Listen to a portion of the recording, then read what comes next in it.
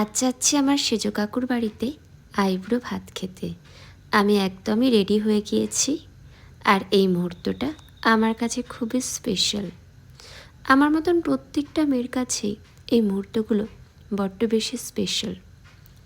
তো দেখতেই পাচ্ছ, চলো তোমাদেরকে দেখাই।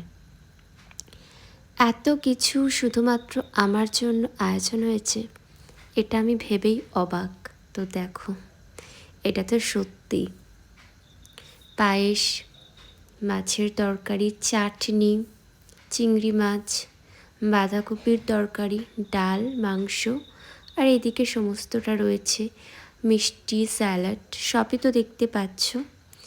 আমার কাকিমাও চলে এসেছে, আমাকে আশীর্বাদ করছে। দেখো, এই মুহূর্তটা আমার কাছে সব থেকে স্পেশাল, কারণ গুরুজনদের আশীর্বাদ, ভালোবাসা, এর থেকে বড় প্রাপ্তি আর কিছু হতে পারে না। দেখো, তো যখন বিয়ে হয়ে যাবে, চলে যাব, আমার পরিবার, আমার প্রিয় মানুষ, আপনজন সবাইকে খুবই মিস করব। আর এই মুহূর্তগুলো তারপরে আমি দেখব, তখন আরও বেশি ভালো লাগবে। বিশেষ করে সেই জন্যই এই মুহূর্তগুলোকে স্মৃতি হিসাবে রেখে দেওয়া।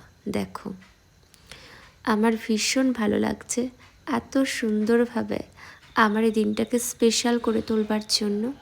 আর এখানে বাঙালিয়ানায় ভরপুর যে খাবারগুলো তোমরা দেখছো, এগুলো আমার বৌদি নিজের হাতে স্পেশালিস্ট আমার জন্য বানিয়েছে। ভীষণ হ্যাপি। আর বিয়ের জন্য ডায়েট চলছিল, তো তাই জন্য তোমরা দেখতেই পাচ্ছ মিষ্টিটা আমি কতটা খেলাম, পায়েস, দইটাও। কিন্তু আমার এই আইবুড়ো ভাত যখন চলছিল, আমি কি বলবো, তখন সেভাবে ডায়েট আর মেনটেন করছিলাম না। যা দিচ্ছে মোটামুটি সবই আমি খেয়ে নিচ্ছি। দেখো, আর খাবো নাই বা কেন? প্রিয় মানুষজন এত ভালোবাসা দিয়ে নিজের হাতে এত রান্না করছে, তো এগুলো তো ছাড়াই যায় না। দেখো, সেই জন্য আমার মুখে এত হাসি আর ভালো লাগছে। দেখো, তোমাদের কেমন লাগছে অবশ্যই কিন্তু তোমরা জানাবে। দেখো, আর এইদিকে আমার বৌদির আমাকে হাসাচ্ছিল, তাই আমি হাসছিলাম। ওই জায়গাগুলো একটু মিউট করে দিয়েছি, কারণ গান চলছিল সেই জন্য।